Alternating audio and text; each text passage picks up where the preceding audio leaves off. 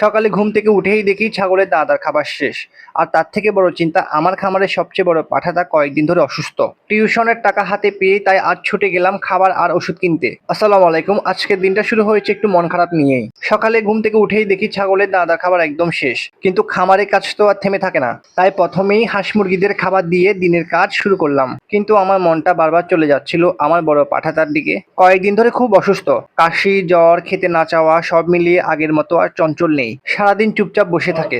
সত্যি বলতে চিকিৎসা আরো আগে শুরু করার দরকার ছিল, কিন্তু আমি একজন স্টুডেন্ট খামারি, টিউশনের স্যালারি না পাওয়ায় তখন ওষুধ কিনতে পারিনি। গতকাল আলহামদুলিল্লাহ আমার এক স্টুডেন্ট স্যালারি দিয়েছে।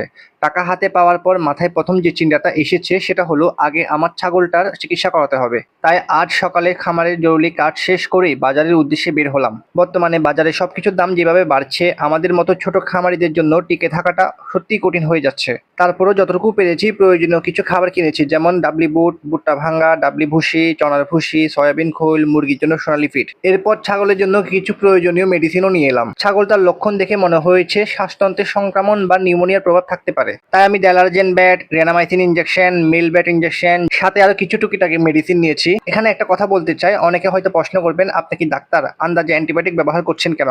আসলে খামার করতে করতে অনেক কিছু শেখার সুযোগ হয়েছে। খামার সম্পর্কে অনেক বইপত্র পড়েছি, অভিজ্ঞ খামারিদের কাছ থেকে শিখেছি। সেই অভিজ্ঞতার ভিত্তিতে প্রাথমিক চিকিৎসা দেওয়ার চেষ্টা করি। তবে আমি সবসময় বলি, গুরুতর অসুস্থ হলে অবশ্যই একজন ভেটেরিনারি ডাক্তারের পরামর্শ নেওয়া উচিত। বাজার থেকে ফিরেই প্রথমে খামারে চলে গেলাম, তারপর আব্বুর সাহায্যে ছাগলগুলোকে ইনজেকশন দিয়ে দিলাম। তারপর কিছু দানাদার খাবার খাওয়ানোর চেষ্টা করলাম। আলহামদুলিল্লাহ আগের চেয়ে একটু হলেও খাবারের প্রতি আগ্রহ দেখিয়েছে। এরপর বসে গেলাম নতুন করে দানাদার খাবারের মিক্সার তৈরি করতে।